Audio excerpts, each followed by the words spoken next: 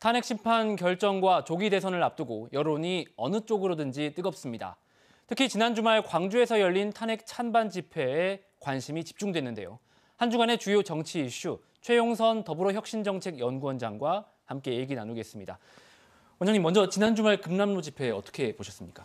저도 현장을 다녀왔습니다. 이건 탄핵 찬성이냐 반대이냐의 문제가 아니라 내란을 동조하느냐 동조하지 않느냐의 문제를 가지고 바라봐야 되는데 45년 만에 비상계엄이 벌어졌던 광주 금남로에서 내란을 찬성하고 동조하는 사람들이 시위를 열고 집회를 열었다는 점에서 굉장히 안타깝게 생각했고, 이것들이 마치 광주가 양분되는 것처럼 전국적으로 메시지가 발신하는 것들은 사실관계도 다를 뿐더러 이런 거를 정치적으로 악용하는 세력들이 계속 있다는 것이 너무 가슴 아프고, 이런 일들이 계속 반복되지 않았으면 한다는 생각이 좀 들었습니다.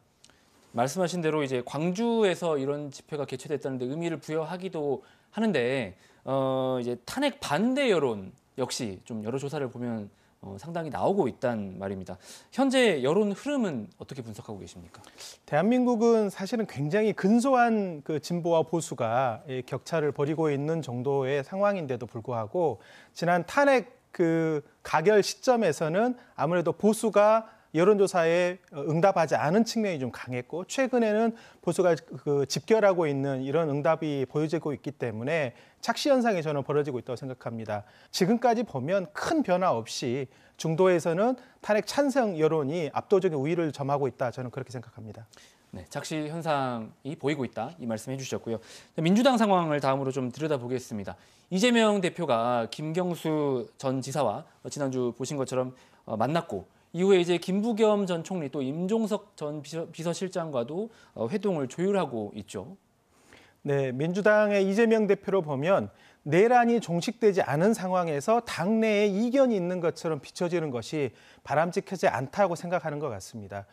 조기 대선은 아직 무르익지 않았고 파면이 결정된 이후에도 충분히 논의될 수 있는 부분들인데, 당내 힘이 하나로 모이지 않는 모습으로 비춰지는 것이 민주당의 불안감을 작동할 수 있기 때문에 그런 측면들이 좀 있는 것으로 보여집니다. 네, 그런데 이 같은 통합 행보에도 25만 원 민생 지원금, 이게 좀 쟁점이 되고 있습니다. 비명계에서도 비판이 나오고 있는데 이런 상황들을 보면 이 통합이 말처럼 좀 쉽지만은 않아 보이기도 하는데요. 어떻습니까? 지금 경기가 매우 안 좋습니다. 그래서 추경을 비롯해서 여러 가지 정책적인 수단을 써야 되는 상황이고, 그런 과정에 이재명 대표도 민주당의 대표로서 아이디어를 내고 의견을 내고 의견들을 수렴하는 과정을 거치고 있다고 생각합니다. 국민들의 삶에 직접적으로 먹고 사는 문제를 해결하는 데 도움이 되는 방식의 정책의 수렴을 지점들을 찾고 있기 때문에 저는 이건 나쁘지 않은 일이라고 보고, 민주정당에서는 충분히 이런 정도의 의견들은 저는 제출될 수 있다고 생각합니다. 알겠습니다. 이런 민주당 내부 논란도 역시 조기 대선 국면이 촉발을 한 부분이 있을 텐데 이 얘기도 좀 해보겠습니다. 탄핵 심판에 임하는 윤 대통령 측과 국민의힘을 보면 절차 문제를 좀 거듭 지적하고 있습니다. 헌재를 공격하기도 하고 있는데 이재명 대표의 항소심 일정을 고려해서 최대한 시간 끌기를 하는 거 아니냐, 이런 분석도 있거든요. 어떻게 보십니까? 그런 측면도 좀 있어 보입니다. 어차피 위헌 위법적인 상황은 이미 온 국민들이 다 봐왔기 때문에 국민의힘으로 보면은 윤석열 대통령과 다음 조기 대선에 어찌됐든 영향력을 행사하고 보수의 괴멸을 막기 위한 흐름들을 만들어야 되기 때문에 그런 과정에서 계속 심리기를 늦추기 위한 전략들을 쓰는 거로 보여집니다. 다만 지금 9차, 10차 예정돼 있던 변론 기획까지 마치고 나면 특별하게 지금 8차까지 진행되는 상황을 뒤엎을 만한 새로운 변수가 나오기 어려워 보이기 때문에 늦어도 3월 중순 정도면 헌법재판소의 판단이 내려지지 않을까, 이렇게 생각합니다.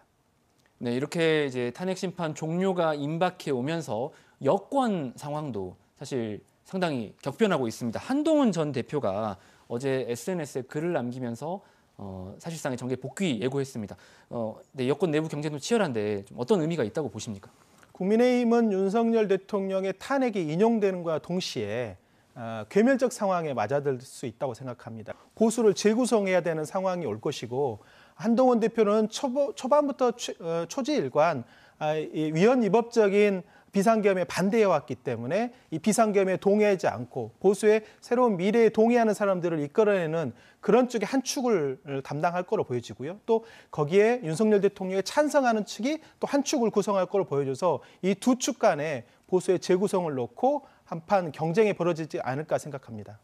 재구성이라는 말은 곧 분열로도 이제 예상을 할 수 있을 것 같은데 그런 상황이 좀 빚어질 거다 이렇게 보시는 거죠.